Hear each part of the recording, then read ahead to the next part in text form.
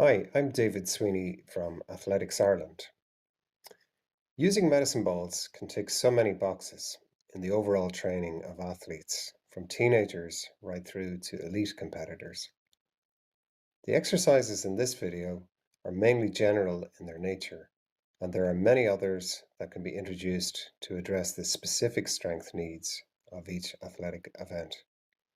But these exercises, if done correctly, will provide an excellent base for development of conditioning, movement quality, developing technical proficiency in each event, and the speed and acceleration development. We have roughly separated exercises into the following categories, although nearly all exercises engage many muscle groups. Starting off with all body exercises, the first one is throwing for height. This is excellent for hip and leg power. You look for full upwards extension through the ankles, knees, hips, and arms. You can see here Elizabeth is getting well off the ground on release of the ball. Then we do backwards overhead. This again is excellent for leg and hip power. We have an eccentric downward loading on the legs, followed by a rapid concentric action which initiates the throw. So you're not trying to pull down, you're trying to get full extension at a kind of a 45-degree angle towards you could either do it towards the wall or a partner. This is forward between the legs. There's more triple extension involvement here with forward movement. There's more quad focus than the backwards overhead exercise. Keep your arms long and relaxed when you're doing this. This is the squat jump and chest pass. It's a combination exercise of squat and an active jump in the air before release. The timing of movements help ease this movement. Allow the legs to work fully to make the throw easier, just like when you throw shot or discus. This is a slam down. It's great trunk activation. Good triple extension upwards precedes a trunk activation and shoulder and arm activation.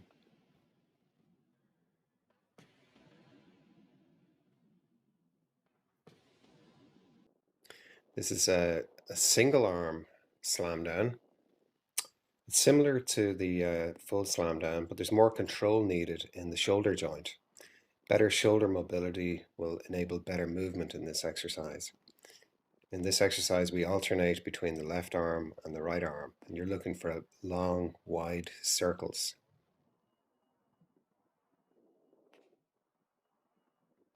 This is the quarter squat and press behind the neck. You need good shoulder mobility here. It's really challenged to hold the ball comfortably behind the neck. You also need to develop timing to let the end of the squat movement assist the upwards movement of the ball. This is round the clock exercise. It's a great all body exercise where the core stabilizes the rest of the body. You really are working your body through lots of different angles and planes here. And it's a very good conditioning exercise. You can see here the athlete goes in both directions. This exercise is the single leg RDL. It's a great exercise for stability through the ankles, knees, hip, and core.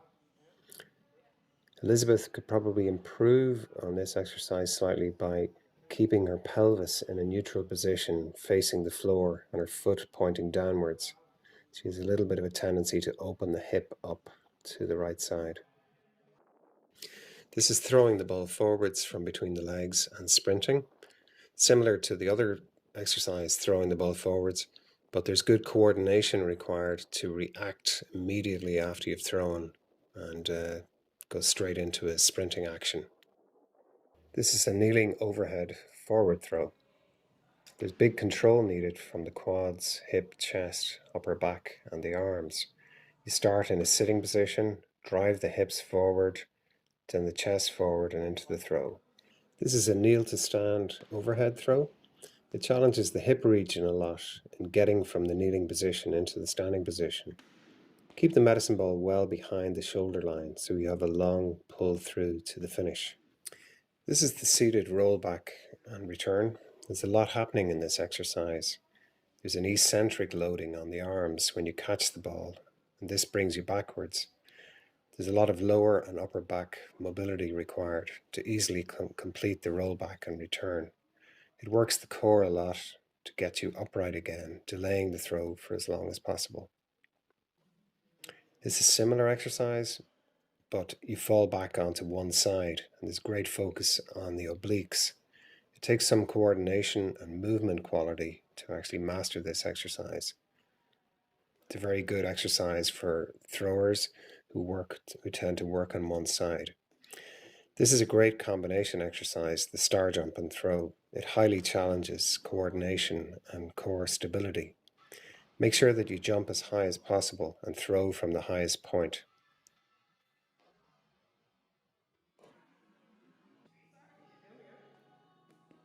The goalkeeper exercise is a great fun exercise to finish a session. Try to work the athlete through every angle possible with no rest between throws. Reaction and fitness are required to do this well. The coach plays a big part in making this work by stretching the athlete as much as possible and trying to score a goal between the two cones.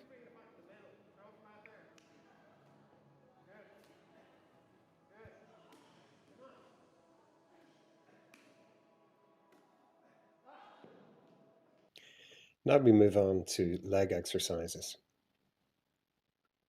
The first one I call DORSI-FLEXED kickbacks. This is good for developing reactive ability with the legs. You try to hit the ball with the flat bottom of your shoes, not just the toes. The toes are kept dorsiflexed, pulled in towards your shin during this exercise. This is hamstring exercise. It's throwing backwards through your legs. You reach tall and scoop the ball down through your legs, aiming for a target about 3 or 4 meters away. These are hamstring flicks. The coach rolls the ball down the legs and you actively contract your hamstrings to kick the ball back into the coach's hand. It's a very good hamstring exercise, this. These are two-footed jumps. Quite a difficult exercise to coordinate. You must squeeze the ball between the ankles and then jump and kick from the high point. It works the hips and quads quite a lot. And the split jumps with the ball overhead. This is a tough exercise on the legs.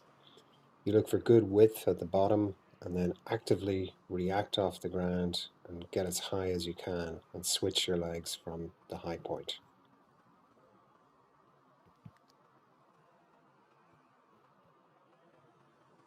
Now we move to some upper body exercises. First one is just a simple chest pass to the wall, not dissimilar to a bench press really, with an accelerated finish. There's good pectoral, tricep and forearm conditioning here. Try and keep your thumbs pointing downwards, just flick the hands towards the wall. This is overhead throws to the wall. There's a good stretch reflex action on the shoulders. It's important to keep your arms long here. It helps with increasing your shoulder mobility and gives a very good tricep workout. I've called these prone Superman flicks. There's good shoulder flexion in action here. It's a very good exercise for rotator cuff health and shoulder stability. The last exercise are hyperextensions with an overhead throw. It takes time to coordinate this exercise. There's good mobility required in the thoracic, lower back and shoulder areas. Develop a rocking motion with the body and catch, reach back and throw the ball back to your partner. Finally, we move on to core exercises. The first one is a hammer release exercise. This is a very good rotational exercise for the trunk. It's important to keep your feet on the ground and turn your hips fully towards the target. Alternate direction on each throw.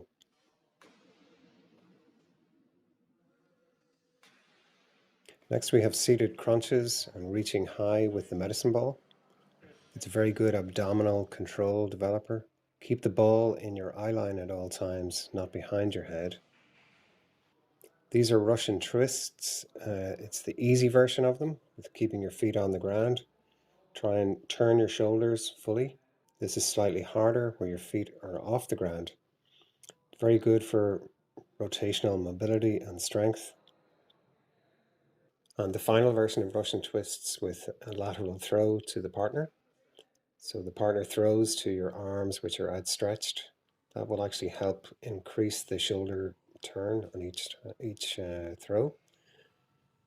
As with all exercises, you do these left-sided and right-sided. Don't just favor your strong side. This is the lateral throw on one knee. It's an excellent rotational strength developer. Keep tall through the hips. Make sure you turn your shoulders and arms into the release. Again, do this on both sides. And these are lying trunk twists. So you've got to squeeze the ball between your ankles. There's a lot of trunk strength required here. Maybe start off with a light ball or even a basketball and add weight as you can control the movement. To give you some session guidelines, usually medicine ball training is just a component part of the session. There will be other aspects to the training session. For up to 18-year-olds, select 6 to 8 exercises and do 8 to 10 repetitions on each exercise. With senior athletes, you might do 2 sets of 8 to 10 exercises, again with about 10 repetitions on each exercise. The ball weight for under 18s, you would use 1 to 3 kilos, and for senior athletes, maybe 2 to 5 kilos. You do see in gyms a lot of heavier balls, 8, 10, 12 kilos, but you cannot move these balls very fast. And in athletics, we need to move implements fast and be explosive. So I would prefer to see a lighter ball. Select exercises that mimic the movement patterns of your sport. So plan each training session and alternate the exercises around different body parts. And always remember that it's more important to select fewer exercises and perform these technically well, rather than overload your athlete into high fatigue where the technique is breaking down. So that's medicine ball training for you. Thanks for watching, and many thanks to Elizabeth Morland, who's an Irish international heptathlete, for demonstrating these exercises so well. Enjoy the fun of medicine ball training and enjoy the pain.